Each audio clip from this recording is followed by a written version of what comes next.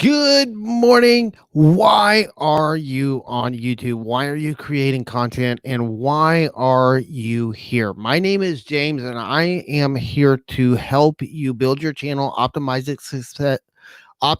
for success. I'm stumbling on my own words today, and engage your audience.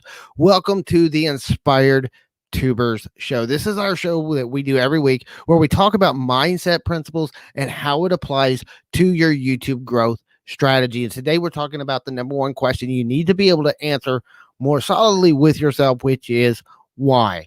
If you're new here, I want you to answer today's question. The question of the day today is, why are you on YouTube? If you're in the chat, leave us a comment and let us know, why are you creating content and why are you on YouTube? If you're watching this on the replay, leave us a comment down below and let us know. Make sure you give the video a thumbs up while you're here, and that's going to help YouTube know that we're creating content that people like. So while we answer those questions, today's show is brought to you by TubeBuddy. TubeBuddy is our favorite platform to help find opportunities to grow your channel. You can research your audience, you can understand how other people's videos are performing in your niche, and it'll show you even step by step how to optimize your channel and optimize your content for successful search, rankings, and growth. And don't forget, if you're under 1,000 subscribers and you get the pro plan, you can start using this for 50% off today. Get started right now and start using TubeBuddy to find the opportunities you need for your channel. And we love TubeBuddy. I use TubeBuddy. It's one of the few tools that we use every single day in our YouTube channel. And got a few people trickling in today. Thank you for joining us. I hope you're having a fantastic day. We have been working on our studio setup slightly a little bit more. I got this little foam ball now, so I got rid of that big old pad that was on here. Good morning, Matt Cars. Thanks for joining us. So one of the questions that we have really been drilling into is we're working on the mindset and understanding how to think about YouTube. One of the most important questions you have to answer is why. And there's several different iterations of this. And so I wanted to, first of all, look at why YouTube. There's a lot of different platforms out here. So you really need to understand and think about, why specifically are you creating content here on YouTube versus, you can stream in other platforms. You can go to other platforms. Why are you here on YouTube specifically? And why are you trying to grow your channel? When you can answer this and really define why you're here, what do you expect to get out of YouTube? Why are you doing, okay, not only just thinking about YouTube specifically, but any platform. Why are you creating content? Why are you doing this? Is it to provide for your family? Do you have a message that you just think absolutely needs to be something you can do for the world, something you want to get out there? Maybe if you're teaching, maybe if you've got a site where you're teaching, which is a lot of who we work with, are you having something that you really want to share with other people to help people take what they're doing to the next level? Do you have just something you find fun and exciting? Are you here to entertain people? Defining your why is going to drive the type of content you create, how you create your content, and really how you target your audience. So you really need to define this. Now, one of the things I always tell people is, if you don't know the answers to these questions, that's not a reason not to start. The first thing you need to do is just press record and start putting something out there. Start getting yourself into the habit and start developing the skills of creating content. If you want to be a content creator, then you need to just create content. Even if you don't know what your niche is yet, even if you don't know, what your ideal presentation style is, if you don't know what your style of content is, try different things. I think you should be just trying it, seeing if you like the process, because it's a lot of work. Learning, and there's a lot of skills to learn. You have to learn how to prepare, plan, edit, record, there's skills involved with each step of being a content creator. And if you're new, like we are, or you're small, you probably don't have the funds to pay somebody to do a lot of this work for you. I know we didn't when we started. We still don't very often. We every once in a while are able to outsource some of the work, but most of it we have to do ourselves as a small content creator. So you've got to know. So first of all, don't let not answering these questions be an excuse not to start, but it's something you need to be contemplating and thinking about because it's going to drive the content you're creating. Hello, Phonology. Thank you for joining us. And I have you already on my list for tomorrow, by the way. We're going to be doing those channel reviews tomorrow afternoon. And you're one of the ones already on the list. We're going to be taking the form and everybody in order, start to finish, on those channel reviews. So that's going to be tomorrow's show. But why? Why are you on YouTube? This is the number one question. Why are you on YouTube? You need to answer this question for yourself. What do you expect out of YouTube? What are your goals for YouTube? Do you want to have 1,000 subscribers? Do you want 100,000 subscribers? Do you want 1,000,000 subscribers? And why? Why is that important to you? Define this for yourself. Then the next one is coming down to your niche. Why are you creating content in the niche that you're in? Why are you creating content for that niche? What's important to you about that niche? That's why you're creating content. Maybe you're in the personal development niche and you're creating content because you want to make an impact on people's lives for your specific type of content. Maybe you're doing leadership development and you want to help people become better leaders. Defining your why is going to be something that's really, really important. This is part of your value proposition. Why are you here creating content for these people? What is it that drives you? For me, I was getting questions almost daily about YouTube from people in the reselling community. That's part of what drove me to starting this channel. And I love this channel. I'm passionate about YouTube. I study this stuff all day, every day. This is what I love to do. I would find it conversations that I would talk to people about weren't about reselling. I was creating content in that niche, but it was something that was fun. It was enjoyable, but it wasn't passion. And it was, why did I do that? Because it was making me money. And that's an important factor, but don't just think about what's in it for you. The other thing is you need to think about what's in it for your viewers, for the people watching your channel.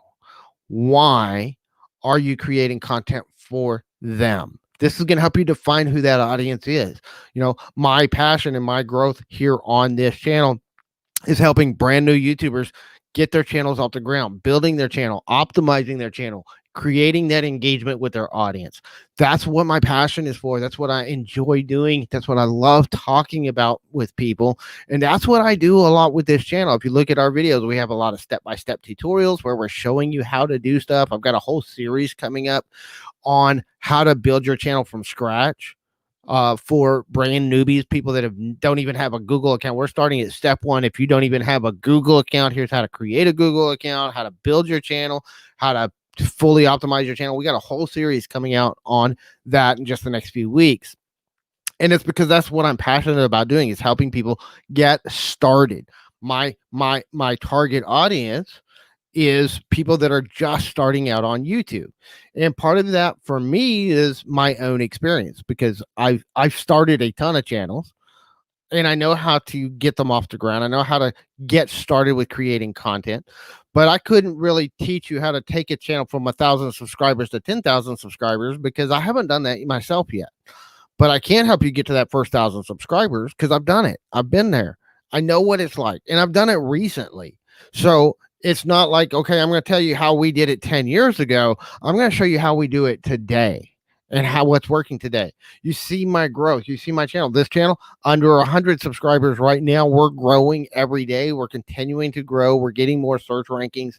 We're continuing to improve our own content. We're improving every day. We're improving our thumbnails. And that's one of the key points of engagement.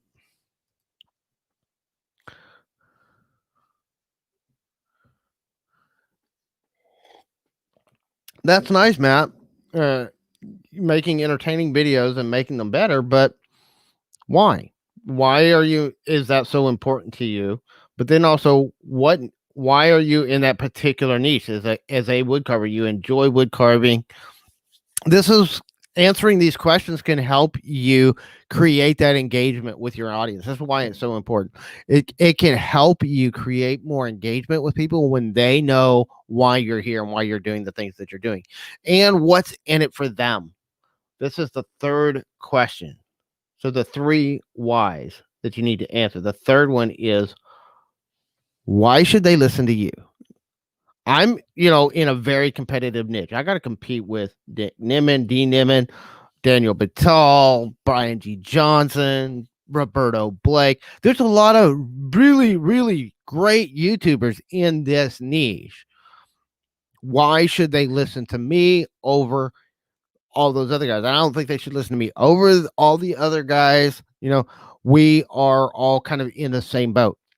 But part of that's why I have always taken the focus in positioning myself. This is how you position yourself within your niche, understanding the answer to why. I've always positioned myself is take the journey with me. I'm sharing my journey as a YouTuber, growing my own channel, growing my own niche, improving my content, improving every step of the way what we're doing. I'm sharing my journey with you and a topic that I'm really passionate about, which is growing on YouTube. So you don't have to be an expert, but if you are, then absolutely you should be using that in your why. If you have some kind of certifications or some kind of notions that help you create better engagement, more authority, more expertise, then absolutely use those things. But if you don't have them, that shouldn't stop you. You just need to define for the audience, why should they listen to you over those other people? I want people to follow me. I think they should follow me because I'm sharing my journey and I'm often just one or two steps ahead of where they're at. So I can show them this is what's working to grow your channel right now, because this is what I'm doing that's working to grow my channel. Been doing some content on collaborations, and I can tell you most of the growth that I've had on this channel has been not through search, because YouTube's not really serving a whole lot of search traffic. Most of my growth has been through collaborating with other people, getting on other people's live streams and talking about, our experience with YouTube over the last couple of years as we built up our other channels. And so this is one of the things that, this is where I have enough authority on building a channel because I've done it. I've built other channels up to 1,000 subscribers. I've built other channels up to that initial growth stage. And I understand the differences between getting from 0 to 1,000 subscribers and getting from 1,000 to 10,000. They're two totally different worlds. There are different strategies involved.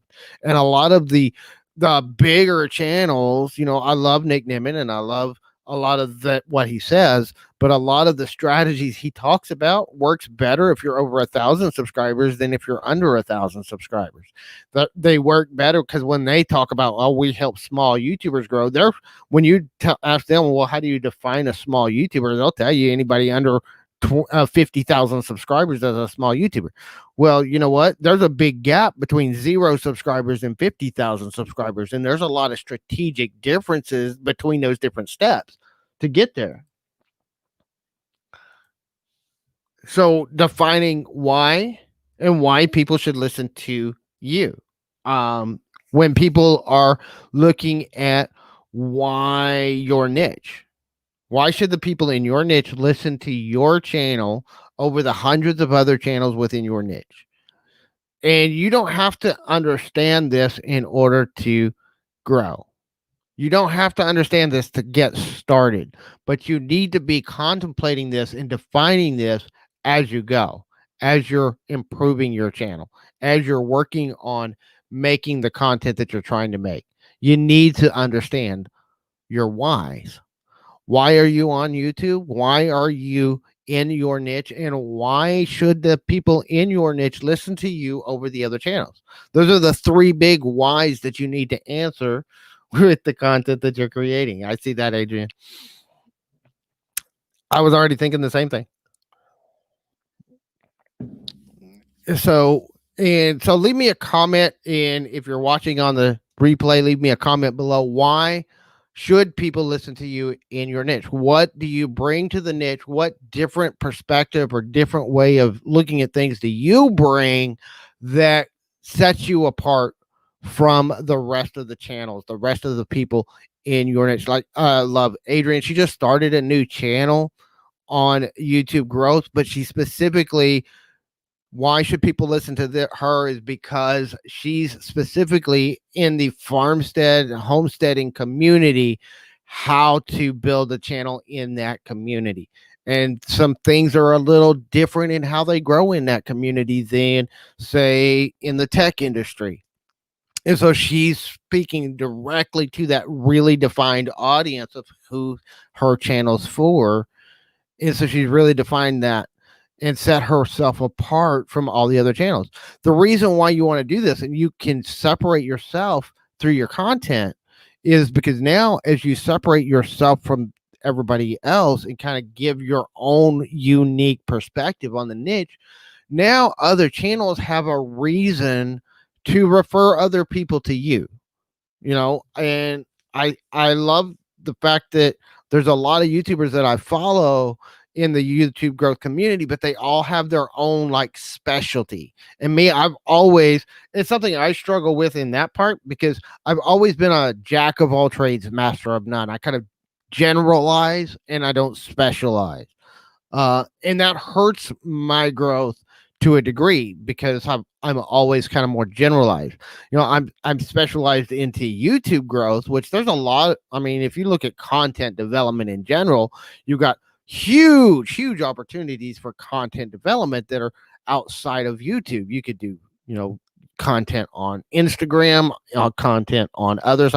I've drilled mine down by specifically focusing on YouTube, but also on YouTube newbies. But it's really still very general, and not a very tightly focused target, like she's targeting specifically the farmstead community and how to grow a channel in that niche. Now, that doesn't mean that if you're not in the farmsteading community, you can't learn something from her. Just because you're over 1,000 subscribers doesn't mean I'm not going to share something you could learn from. But the more you drill that down and the more specialized you can be in the content you're creating, the more you're going to make a connection. You might have a smaller audience. And this is where a lot of people get screwed up on thinking this way, is because they think, well, that limits the audience. And that's true, but you're going to have a more engaged audience. And I would rather have a small audience that's highly engaged than a huge audience that doesn't come and watch my content and doesn't pay much attention. They only watch me every once in a while. I'd rather have a small, very tightly focused audience of a few thousand people than a audience. If you think about it, I mean, how many of you have ever been on a stage talking to 100 people? Because think about it. If you can do a video and get 100 views, that's basically the same thing as you standing on a stage in front of 100 people. And how many of you have ever stood on a stage in front of 100 people? I've done it a few times, and it's nerve-wracking. Even that small of an audience is nerve-wracking. You ever been on a stage in front of 5,000 people, 10,000 people? Think about it. If you got a channel with 10,000 subscribers, that means you're standing on a stage in front of 10,000 people. And you can do it from the comfort of your own home. You don't have to travel anywhere. You don't have to go out and get on that stage and actually be right in front of those people. You can edit your content and, polish it up and make it look pretty versus being live. Or you can just fiddle it like I do and do it live and not mess with all that other stuff. But the more defined your why is, the more defined your audience is, the more you're going to be able to connect with people. And that doesn't mean you can't transition that why over time. As you grow as a content creator, as you grow within your niche, you can always expand. It's always changeable, it's always growing. You can pivot and go in a totally different direction. Although sometimes if you do that, you might have to start a new channel instead of pivoting the channel you already have, because the channel may be too niche specific to totally pivot to a new niche. But you could pivot within your niche and still take that audience on that journey with you. And that's something that I've seen a lot of people do.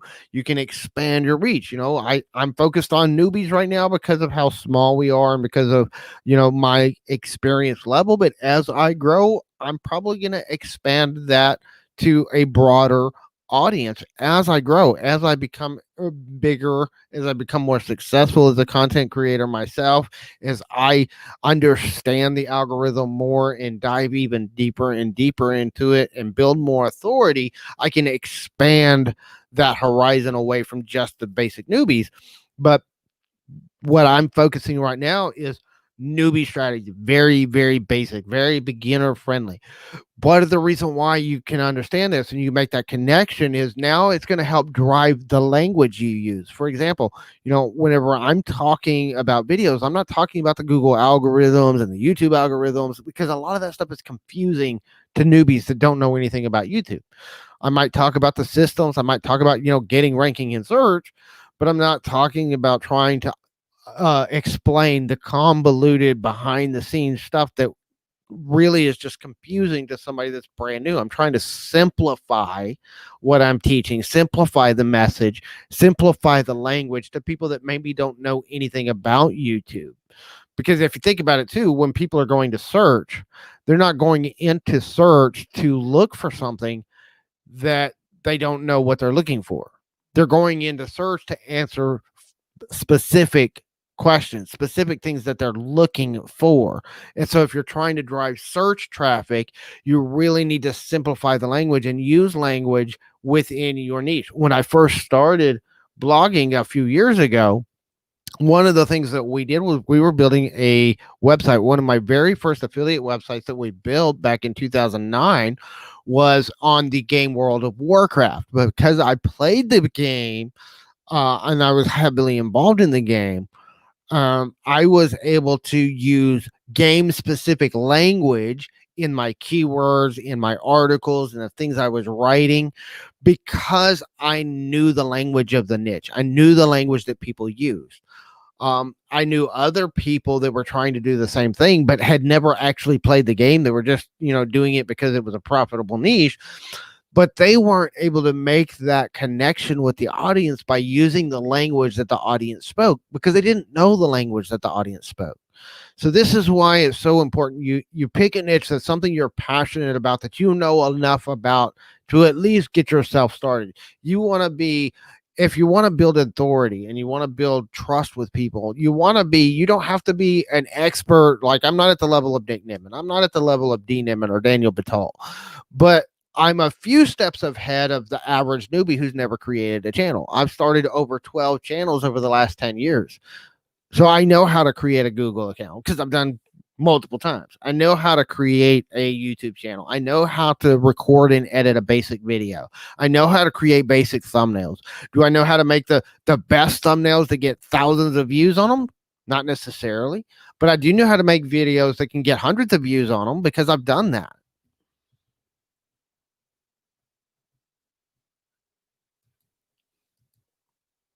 You would go mad if you tried to understand the algorithm. And a lot of people would.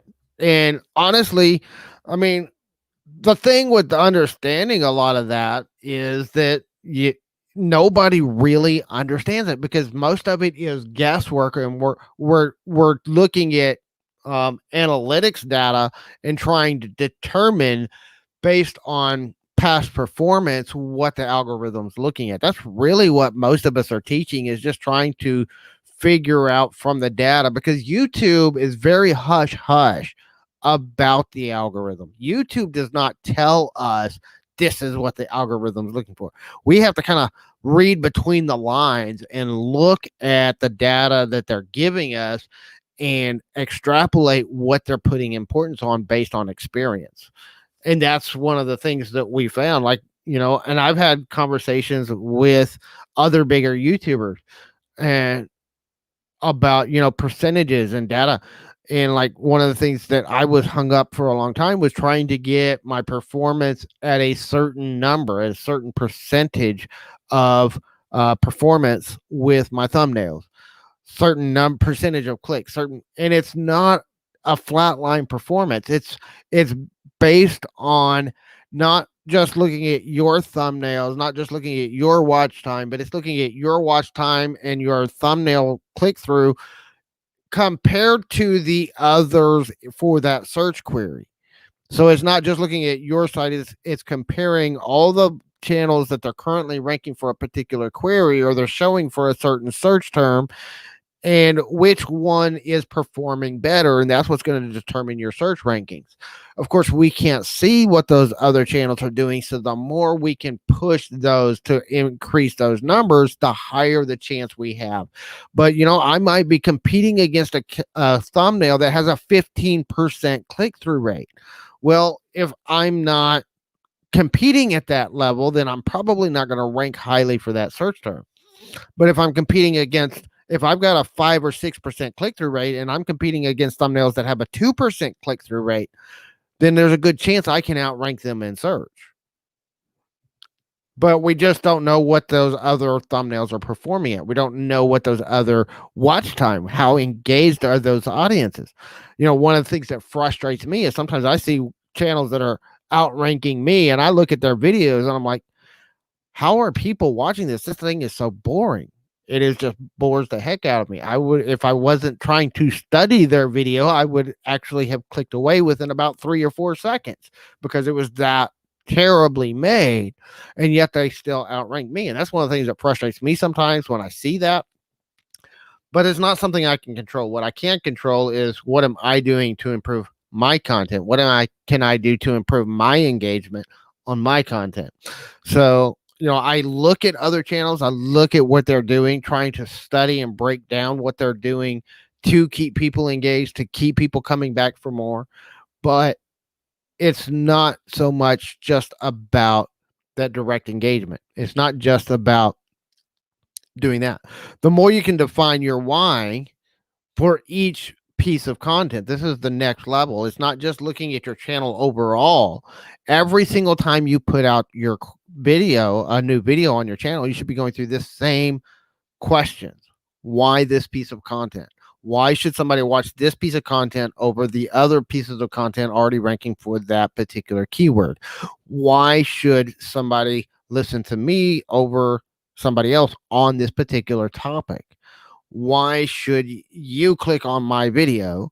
Why should I create this video? What are my goals for this video? Do you have goals for your videos when you put them out? Are you just creating content to put out a video, or are you actually defining what you want to do? One of the things I've been studying from Eric Edmeades, who's a world-renowned public speaker and trainer in public speaking. And one of the things that he teaches, and I've started crafting my content around this same strategy, is he teaches a method of creating a mind map for your presentations and your speeches, so that you don't have to memorize the whole speech. You just memorize the mind map. And it's been hugely beneficial for me. This is why I can sit here and talk for an hour and a half, 2 hours without ever looking at notes. And I can even cut it short or lengthen it out if I need to based on what's going on. But one of the things that he taught is, before you ever even create your content or create your mind map, you need to sit down and define what are my primary and secondary goals for this speech, for this presentation, for this content that we're going to put out. And that's something I've started doing with my content. I'm saying, okay, what is my primary goals for this video?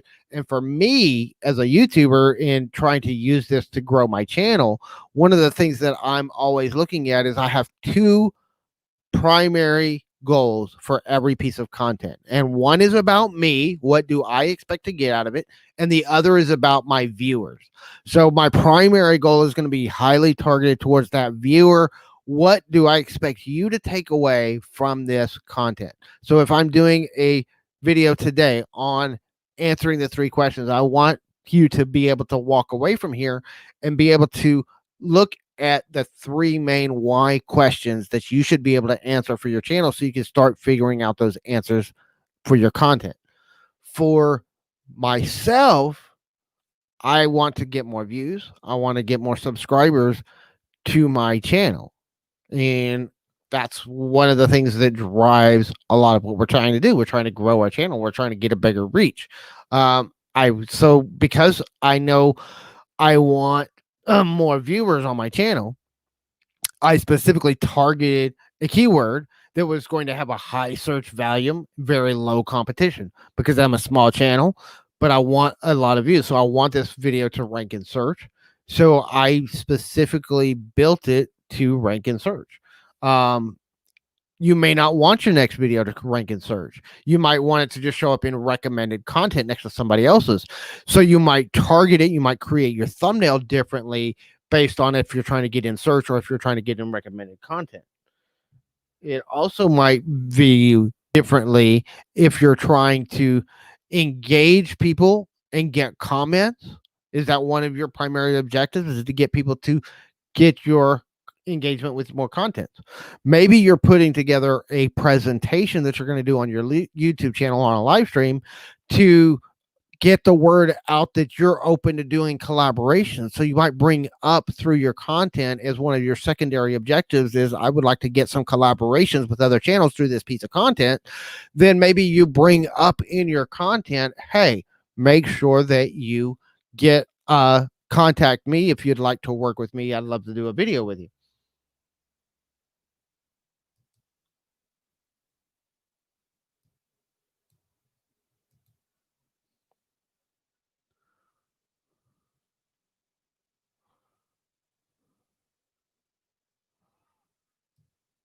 Well, the thing with that is the algorithm changes almost on a daily basis. They're constantly tweaking and changing the algorithm. We can tell you what YouTube has told us. The entire purpose of the algorithm is viewer satisfaction. And that's why we look at the metrics that we look at, because every metric we're looking at when we're judging our content is how are the viewers responding to your content. As far as the specifics, yeah, it would be interesting if we looked at it that way. They follow the audience. They want viewer satisfaction. YouTube has said time and time again, their number one priority is viewer satisfaction. So everything that we're trying to do is trying to satisfy the viewers that are coming to our channel. Good morning, Brendan. Saw you over at TubeBuddy this morning. We were watching the TubeBuddy live with Andrew Can. So, answering the 3 whys, and for those of y'all that came in, I'm going to run through these real quick. Why are you on YouTube? You need to answer these 3 questions, and you can go back to watch the replay as we dug deeper into them. But why are you YouTube? Why are you in your niche?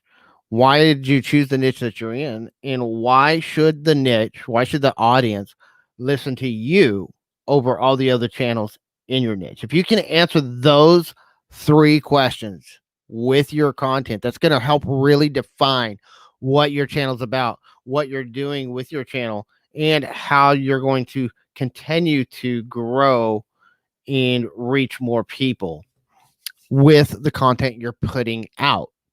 This is something so important that many, many people fail to understand. Hello, Jules. Hope you're doing well. I hope you had a happy New Year's. Thanks for joining us.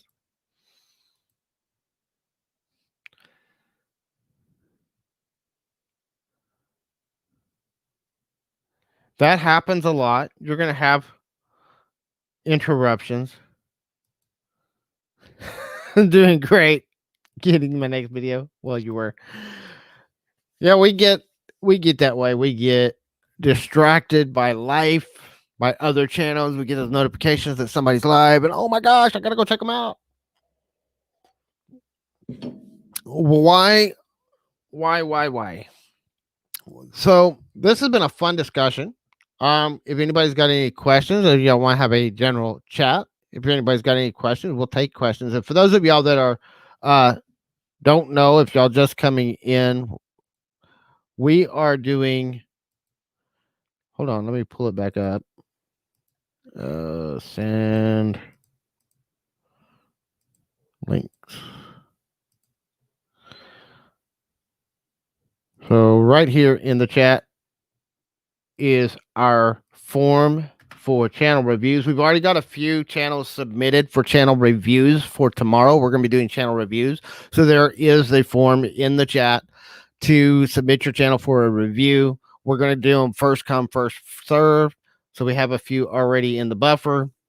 If you want us to take a look at your channel during our channel review session tomorrow, we're only probably going to be on for about an hour or an hour and a half. So I'm not going to be able to do 100 channels. I'll probably get through maybe 6 or 7 channels, and I've already got about 3, I think, already submitted. So this is an awesome question. And what are you doing to do things differently? For one, I am focusing more. If you notice, this is my 3rd time live this week. I have 5 shows a week. If you look at my About Me page, I've got set up 5 days a week live streaming shows where we're going to be going step by step. And we've actually set up shows for different days of the week. I'm doing more of a show format. One, I'm reformatting everything we're doing. We've been putting together a show blueprint where we have a plan for all of our shows, pre-planned out. And for me, it's focus. It's about focusing on this niche and focusing on this channel specifically and the content we're creating for this channel. I've been running 5 channels. I've been talking about it a lot in a lot of my other streams. It's one of the biggest mistakes that's hampered my growth. And that's one of the things we're doing. We're focusing on one channel, one niche, one product. We're creating some products, but we're focusing on one at a time. Get it done, get it launched, see if we can get some traction around it. And then we've already got the next one in production, but we're already working on that to continue pulling things out and continue our growth. We're also working on collaborations. I want to do some collaborations this year to help us grow our channel, but also help get the word out about what we're doing to more people. I'm really working right now on doing the defining down, drilling down my niche a lot. It's a lot of focus on that in specific right now. So as I get that more drilled in and dialed in, it's going to help change and drive the plan of what we're going to do with our content. But definitely focusing on one channel instead of 5 is my biggest factor. And I really want to get this channel at least monetized, get it to 1,000 subscribers, get it going, get in the YouTube partner program. I really, really want that community tab. That's the one thing. I don't even care so much about AdSense. I want that community tab.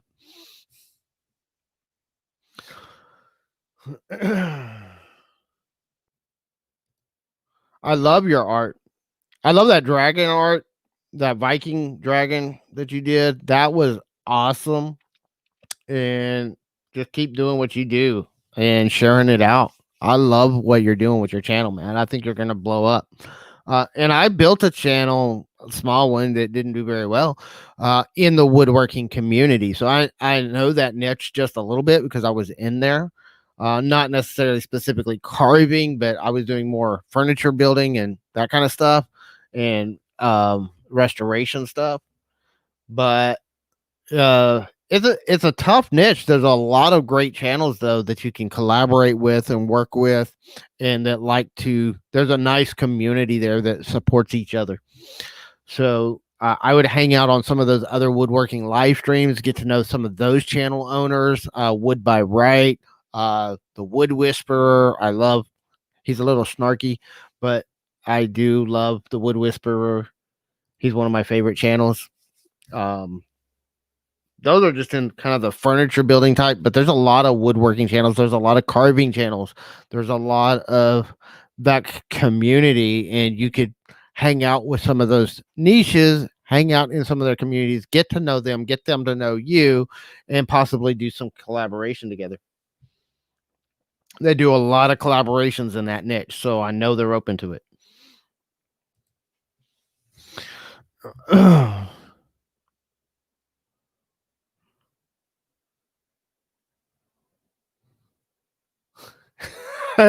Share random stuff and not worry about growth.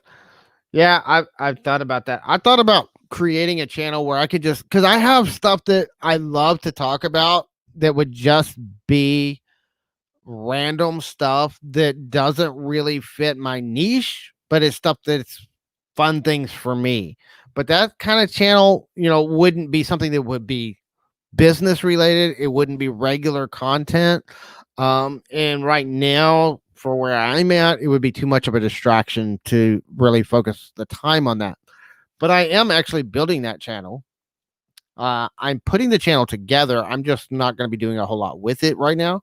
But I decided to do a step-by-step series on how to build a YouTube channel from scratch. So I had to start with a brand new Google account in order to record how to create a Google account. So I did.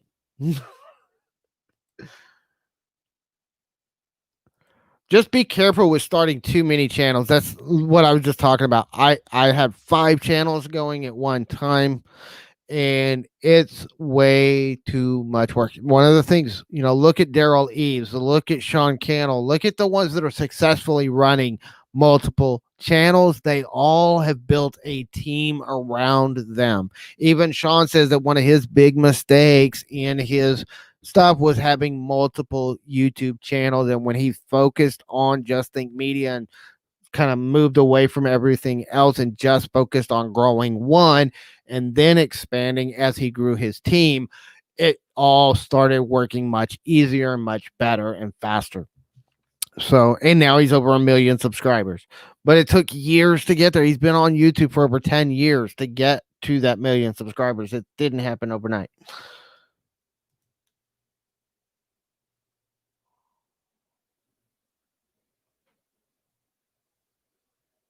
Yeah. It's just the time to create that content takes you away from making your others. Hello, Dawn and Mary. I hope y'all are having a fantastic day. Thank you for stopping by. Catch the replay, drilling into the whys of your YouTube channel. I'll be doing my Farmstead Smith channel and this one about the same. Cool. Yeah, and you've done a really good job. She showed me the other day. She actually has a calendar where she has her this channel, this day, this content on this channel. So she's got a plan in place to keep that flow going. If you follow that plan you showed me on that calendar, I think it would work for you. That's another thing is if you have the time to do 2 channels, as long as you have a plan on that content, you can do it. It's just going to be harder to grow.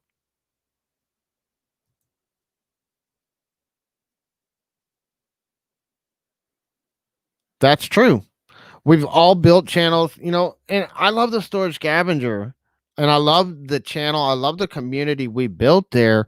But at the same time, running the reselling business and trying to run YouTube both full time, plus having my daughter and her crazy schedule and everything coming on and going, it was just way too much for me to manage everything. With this, one of the reasons I like this niche is because I don't have physical products to have to worry about. I don't have to be home to run my channel. I can be in Dallas for 6 weeks because she has an upcoming surgery where she's going to be in Dallas for 6 weeks. And I can be there with her and still run my channel and still do the content that I'm doing. With the reselling channel, I have to be there where my physical product is in order to really do an auction. I have to be there where my physical product is in order to do the stuff that we did there. And it became too much of a juggling act. And I still got a lot of stuff that we're not done with that channel. We've got a lot to do. We've still got a lot of stuff to get rid of.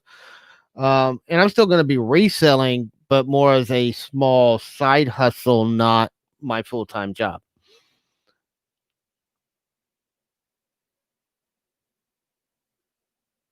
Yeah, I mean, and having multiple channels can help with something like that because, like, you launched your channel because of, I'm assuming, because of Copa, because you were in that family channel niche, that kid-friendly channel niche, and Copa pretty much destroyed that niche. Um, as far as being viable as a content platform. I'm assuming that's why you let it go. Was Copa? I think Copa had something to do with it, maybe. But yeah, I mean, you never know when a change might happen. This is why I love diversity, but at the same time, like for me, if you look at my content, my strategy, uh, here on YouTube, I'm focused on YouTube, but I'm also doing other things. I'm doing the Conversations on Content podcast. It's more general, it's more broad reaching. It's something I can do on multiple platforms. We're multi-streaming that platform to Facebook, to Periscope, although we're looking for a replacement for Periscope. We're doing that, and I'm doing my own website, and in that website I'm doing more content for general content distribution. We're doing posts there about blogging, podcasting, video production, all three forms of content that we use. But it's diversified in that I can move it to any platform if something were to happen. Say YouTube could come in tomorrow. I doubt they will, but they could come in tomorrow and say, we don't like YouTube growth channels. We're shutting you down. They could. I don't think they will, but they could at any time. And I've seen this happen, like your niche, your entire niche. A law was passed, completely shut down your niche. There's a lot of gaming channels that are fixing to get hit hard, and they still don't realize how hard they're going to get hit. There's a lot of YouTubers that are fixing to get really hard that don't know what's coming because of this new law that just passed with the copyright DMCA law. That got snuck into, there was one of the acts that got snuck into the COVID relief bill that had to do with copyright. There's been, Ian Corzine's been videoing about it, and it's targeting people that are using copyrighted content in their content. This means gamers that are streaming, guess what? They're technically, a lot of the games know it's good exposure, so they're not really focusing on it, but they are violating the terms of service of those games by streaming that content. Now, some of the games have been updating their terms of service to allow streaming, to allow that kind of stuff. But if it hasn't been updated, Nintendo's really bad about this. If you stream Nintendo games, they will shut you down quick. They shut down thousands of channels a month because Nintendo is very, very proprietary, and they're very much not wanting people sharing their proprietary information. But Disney is huge on this. They were one of the big backers of this bill, so they're going to be going after people that are streaming anything Star Wars related. If you're using their music, their sound effects, you're using clips out of their movies and their shows, and you have that channel monetized in any way, they are coming after you. And monetization could be, it doesn't just have to be AdSense. You don't have to be in the partner program. If you have an affiliate link in there, your channel is monetized. If you have a buy me a coffee in there, your channel is monetized. That is commercial gain.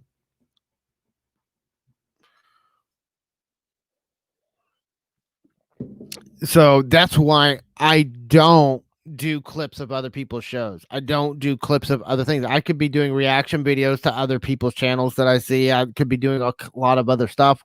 We don't do that kind of stuff, not because it's not relevant, not because I couldn't make it relevant to my niche, but because I have to be very careful. I can't have my entire business shut down because of copyright claims.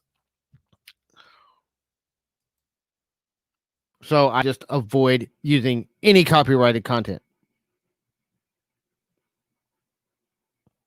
I even got a copyright claim. I was doing on one of my earlier channels. This was a few years ago, and I know they've changed the system a little bit since then. But I actually did a quote from a book that I was promoting in the video as an affiliate, and I shared a quote out of the book, and I got a copyright claim for sharing that quote. Even though it was technically fair use, I was able to fight it because it was fair use. But they didn't let me live stream for 3 months because of that copyright strike. They didn't let me live stream for 3 months. They limited my uploads during that 3 months. I was on a probation for 3 months. One copyright strike, you can't live stream for 3 months, and they limit your uploads for 3 months. That's a huge impact, especially if you're a daily streamer. That's going to put a huge impact on you building your channel, on getting your content out there.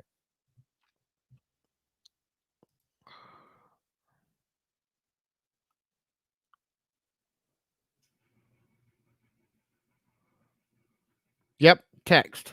Using text in your shorts. That's one of the things we've been playing with, using text in the shorts.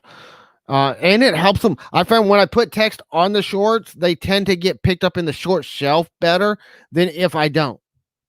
I don't know if that's just me with a little bit of shorts I've done.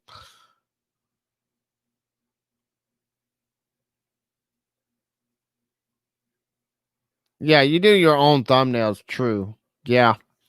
Go back if you haven't, Matt. If you're wanting to do shorts, I know you've already been told about it, but watch D and Daniel's video on shorts.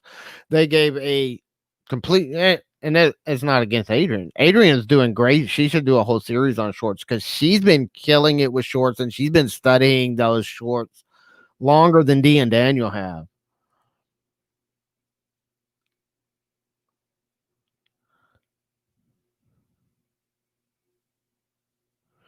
Um, there was never a rule. That was a false rumor that it's never been fair use. Though, is it has to be transformative, and what they mean by that is you have to be making commentary on it or something else. If you just show a 5-second clip of something but you don't reference it, that is not fair use. Fair use would be you're showing a clip and then you're commenting on your opinion of it. That would fall under fair use. But if you're just throwing clips like these people that just like throw a clip up from a TV show as a pattern break in their videos, that's actually a violation of the copyright law. There's never been a limit. I've seen people with a 3-second clip, and this was never a written rule. I don't know where that rumor got started, but it's just a rumor. It's still a violation of the copyright. It doesn't matter how long of a piece it is. What matters is it has to be transformative. You have to be making commentary on it or doing something that changes that content or something that questions it. And one of the things with this new law that has got a lot of people upset is that they're actually targeting people that are doing fair use. There's a lot of people that are using this content in a fair use way, in a way that's always been covered by fair use, but they're actually taking down videos of where they're saying a lot of people are complaining that they're interfering with free speech. Just say a news story comes out and you play a 5-second clip or 10-second clip of a news story, and then you comment on that news story in a negative way, then that news broadcaster can have your content taken down and have you charged with a felony. That's the thing, is with this new law, it's not just about the content being taken down. You can be charged with a felony for using copyrighted content in any way, if it's for commercial gain. One of the stipulations they did include in the bill is it has to be so little girl Susie, who's randomly posting stuff on Facebook but doesn't, she's just posting memes and whatever, then that's okay. But if you are monetizing in any way the content that you're putting out, so if you do a service, if you put an ad on your service, or if you are selling stuff through your channel, And it's not necessarily that specific piece of content. If your content in general, if your channel in general does anything to monetize, then that is considered commercial use. You are considered a commercial channel. But it also has to be with intent. And where this helps, like you're in the reselling community, where this helps as a reseller is if you're doing a thrifting video and you go into a store and there happens to be a copyrighted piece of music playing in the background, well, you did not intentionally put that music in there. It just happened to be in the background of your music. But if you're creating a video and you import that copyrighted music and intentionally put it in your video, then that would be with intent. A lot of people are getting in trouble too with their TikToks. If you're doing shorts, since we're just talking about shorts, if you're doing TikToks and you're using TikTok's music on your videos over there and you're downloading and uploading them as shorts, a lot of people are getting in trouble over that because you're copyright violation. Because TikTok has licensed the right to use that music, but YouTube hasn't. So if that content is on TikTok, it's legally protected because TikTok has the licenses to allow that music to be used. But you have to use TikTok's music library to do that on TikTok. But if you're doing it on YouTube, if you're downloading your TikToks and you have that copyrighted music content from TikTok, and then you upload it to YouTube, Instagram Reels, Facebook, you can't distribute that content anywhere other than TikTok, or else it's a copyright violation.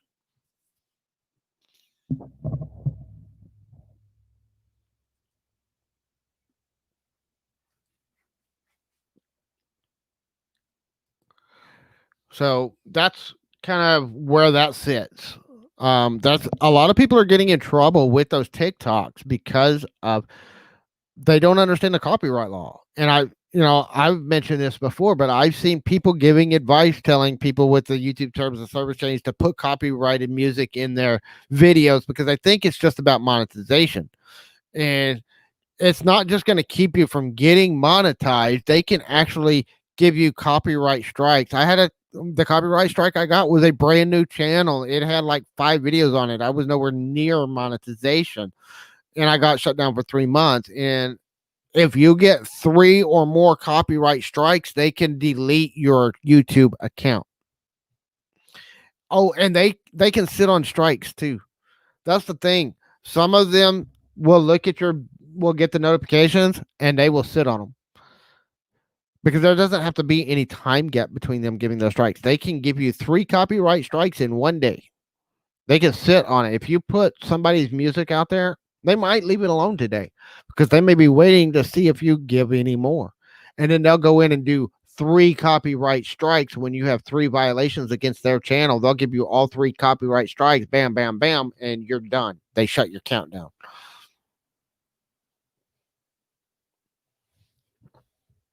I've seen channels do that. So I know it happens. I've seen channels do it and take whole channels down instantly by doing those copyright strikes. So, and we're about to go. We're going to have to shut it off. If y'all want to, make sure you follow us around the web. You can follow us on Twitter, Instagram, and Facebook. We're going to be doing more content. We just started doing some reels where we're taking some clips out of our live shows and sharing them as reels, as shorts, sharing them on TikTok, and doing more to distribute our content elsewhere.